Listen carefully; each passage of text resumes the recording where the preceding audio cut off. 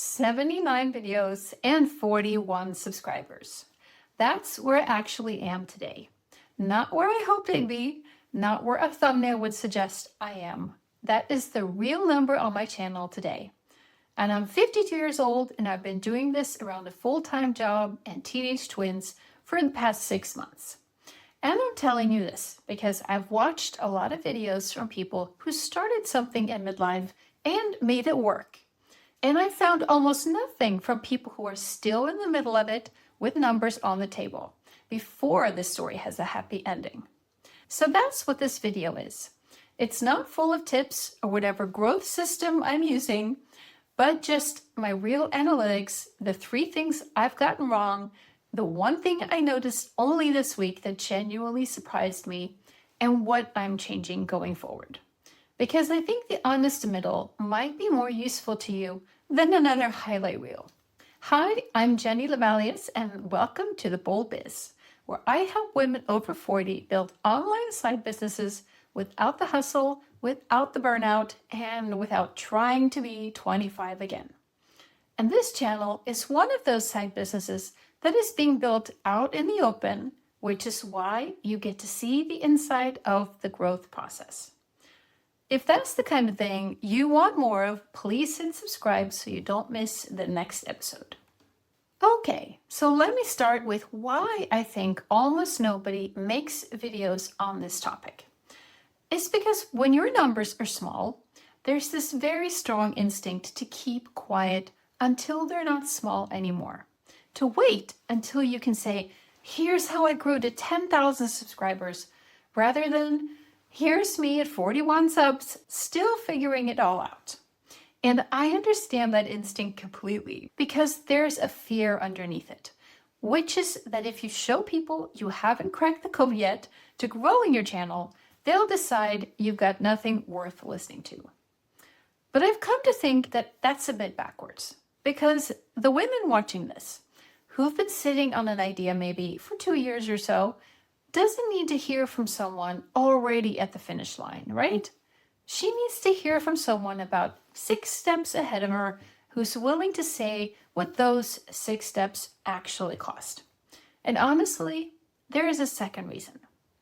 My whole thing is about honest marketing without the hustle, and I can't really say that and then only show you the good weeks that I've had.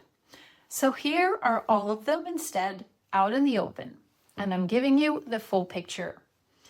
I've published 79 videos so far and have a total of 41 subscribers.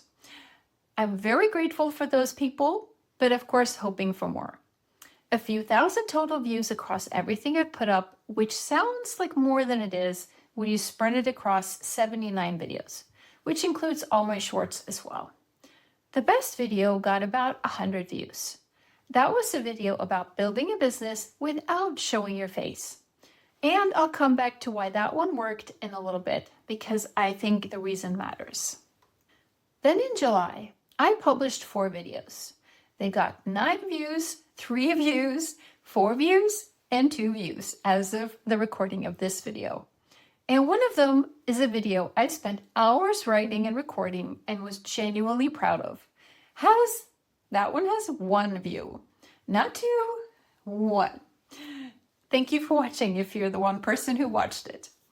I also ran a shorts experiment a while ago, daily shorts that were cut from my longer videos for a few weeks. Those shorts got about 2,100 views in a month. But do you want to know how many subscribers they brought in? 0. And only 2 likes. And I want to sit on that one for a second because 2,000 views sounds like a lot to me. It felt like something substantial, but it turned out it was in reality nothing, which is its own lesson about which numbers actually matter when growing your YouTube channel. So that's the honest state of things for me right now.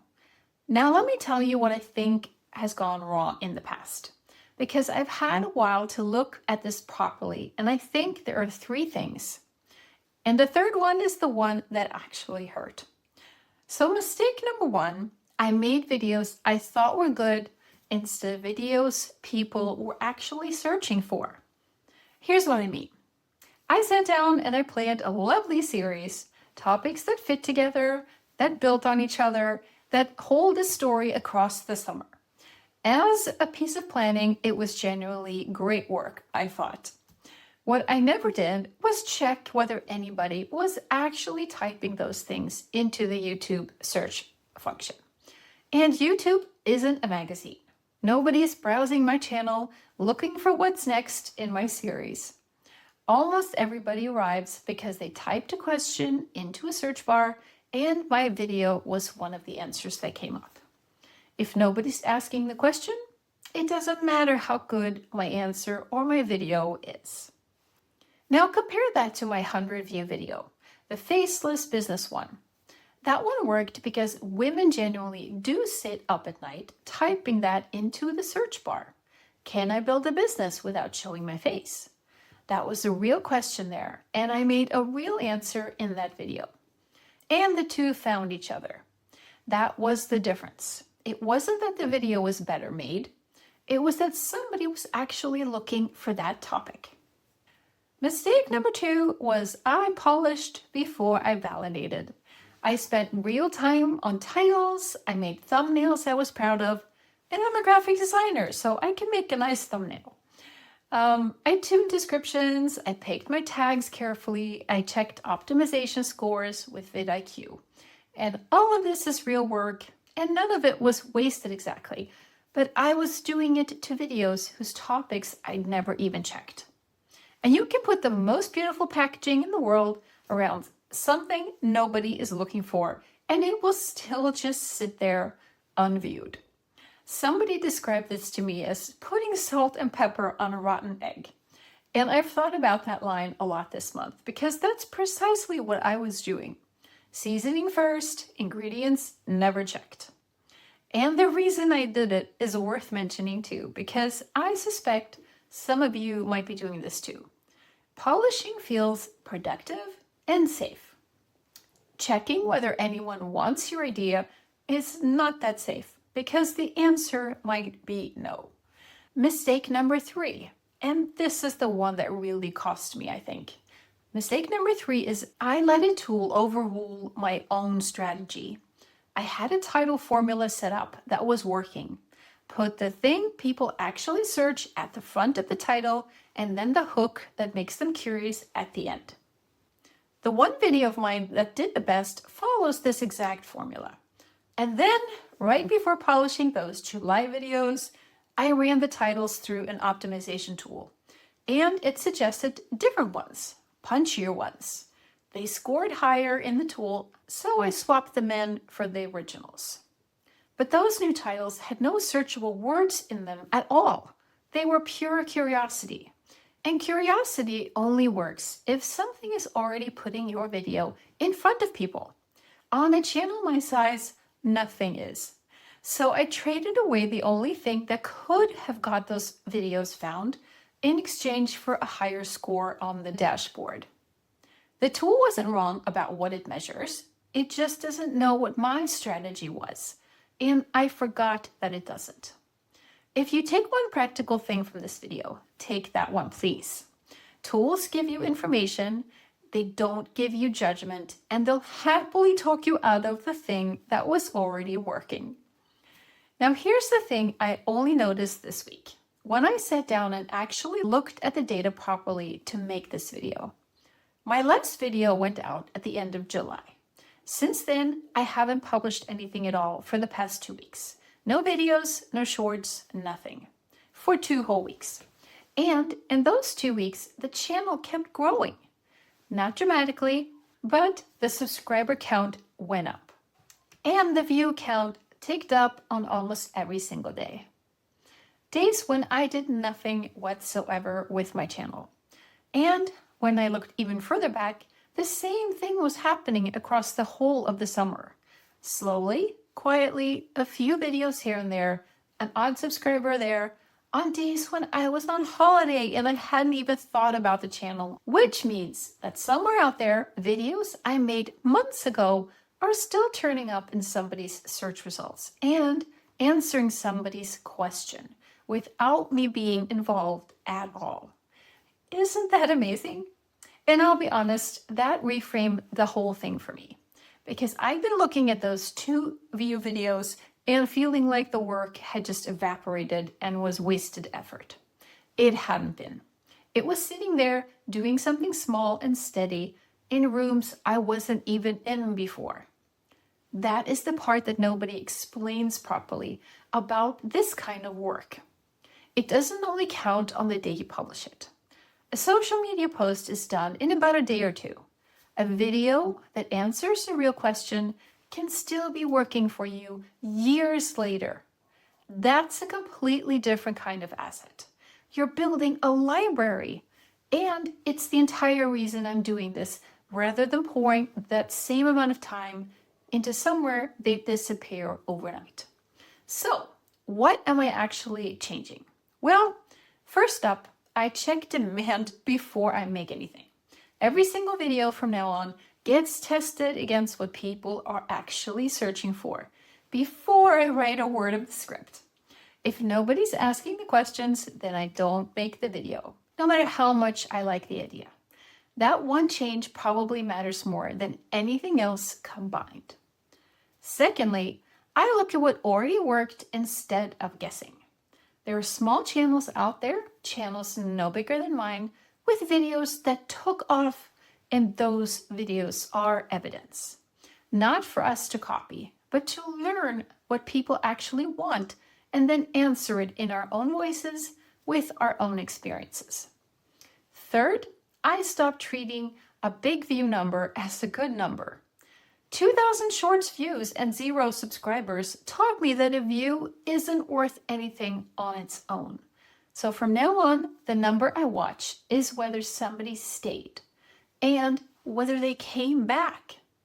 And here's what I'm not changing, because I think this part is right. I'm not changing who this channel is for. Women over 40 building something of their own around a real full life. I'm not changing the anti-hustle position because I believe it and I'm living it. And I'm not changing the honesty, which is what this entire video is created from to hopefully help you moving forward. Now, if you're sitting on something you've been meaning to start and hearing my numbers has you thinking, well, if she's only got 41 subscribers, maybe I shouldn't bother. I want to gently take that apart. Because here's what those 79 videos actually bought me. I can talk to a camera now without wanting to run and hide, which I genuinely couldn't do a year ago. And I know how to write a script, record it, edit it, publish it, all in the pockets of time I have around my full-time job. I now know better which of my ideas people respond to and which they don't. And I only know that because I put them out there where they could be tested to begin with. None of that existed at video 1, but all of this exists for me now. That's not 41 subscribers worth of progress. That is a set of skills I didn't have, and nobody can take them away from me now. And the numbers themselves are honestly not that unusual. Most channels are quietly abandoned before video 22. And I'm at 79. The main thing separating people who eventually get somewhere from people who don't isn't talent. It's that they were still there after the boring, messy middle part. And that is the part I'm in right now. And it's not glamorous. And I'm telling you about it while it's happening in real time, rather than afterwards. If any of this sounds like where you are with something half started or long postponed, I've got a free guide called The Quiet List. It's the 7 thoughts or fears that run quietly in the background of our minds, the ones that keep the good ideas unpursued, with a gentler way to think about them and to hopefully overcome each one that might be standing in your way. The link is the very first thing in the description below. It's totally free. Just pop your email in the opt-in page and it'll come straight to your inbox. So that's my honest report from the messy middle. 79 videos, 41 subscribers, 3 real mistakes to learn from, 1 quiet surprise, and a woman who is genuinely not going to stop. I'll do this video again in a few months with new numbers, whatever they might be then. And if they're better, you'll hear my thoughts on why. If they're not, well, you'll get to hear that too, because I think that's more useful than another story about someone who made it. There are plenty of those amazing stories, but there are very few from the messy middle. If you want to see how this journey goes, please subscribe and come along with me on the ride. New videos posted every Thursday. Until next time, stay bold, ladies. Bye for now.